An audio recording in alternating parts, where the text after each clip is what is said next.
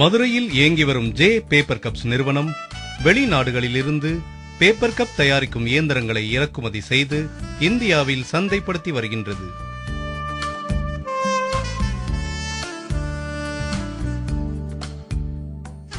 இந்த இயந்திரங்களின் நவீன தொழில்நுட்பம், அதிக உற்பத்தி திறன், தொழில் வாய்ப்பு ஆகியவை குறித்து ஜே பேப்பர் கப்ஸ் நிறுவனர் திரு RS மணி அவர்கள் தரும் விளக்கம்.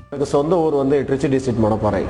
பட் இங்கே நான் மதுரைக்கு வந்து 20 years ஆகிடுச்சு. பேசிக்கலி நமக்கு பிஸ்னஸ் வந்து டெக்ஸ்டைல். இந்த 20 yearsல வந்து டெக்ஸ்டைல் ரொம்ப பிரமாதமாக பண்ணிக்கிட்டு இருந்தோம். இதுக்கிடையில் வந்து இயற்கையை வந்து பாதுகாக்கணும், அந்த மாதிரியான நிறைய கவர்மெண்ட் சைட்லேருந்து ப்ரெஷர்ஸ்லாம் வந்தது.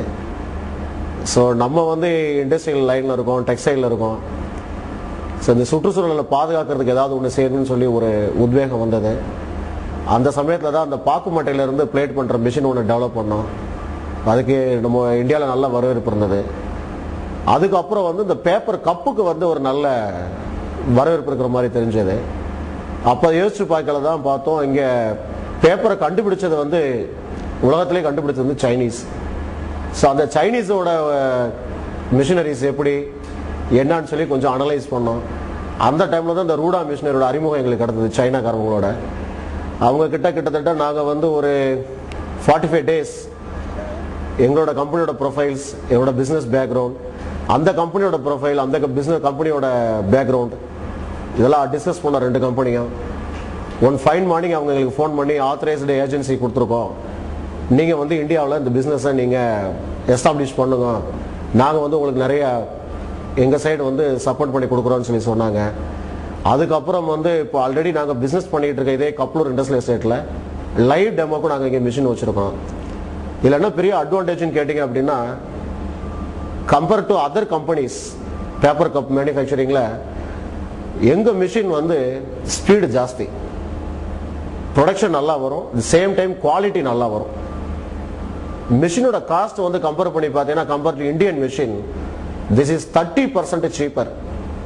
ப்ரொடக்ஷன் வைஸ் 25% வந்து எக்ஸ்ட்ரா ப்ரொடக்ஷன் வரும் எங்களோட மிஷினில். இது வந்து வாய் அளவில் சொல்கிறதில்ல, ப்ராக்டிக்கலாக நேரடியாக நீங்கள் பார்க்கணும்னு நினச்சிங்கன்னா என்னோட கம்பெனியில் மிஷின் ஓடிக்கிட்டு இருக்கு. நீங்கள் வந்து இங்கே லைவ் டெமோ இருக்குது, தாராளமாக பார்க்கலாம். 24 hours எங்கள் கம்பெனியில் மிஷின் ரன் பண்ணிக்கிட்டு இருக்கோம்.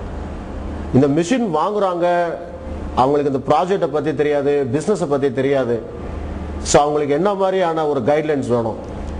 ஒரு ப்ராஜெக்ட் பண்ணுறோன்னா அந்த ப்ராஜெக்டோட ப்ராஜெக்ட் காஸ்ட், தென் மார்க்கெட்டிங், மெஷினரிஸை வந்து டெக்னாலஜி சைடு டெக்னிக்கல் டீடைல், அது ஆஃப்டர் மெஷின் வாங்கினதுக்கு அப்புறம் நாங்கள் வந்து அவங்களுக்கு மெஷின் இன்ஸ்டால் பண்ணி கொடுத்து how to manufacturing, how to maintain the machine.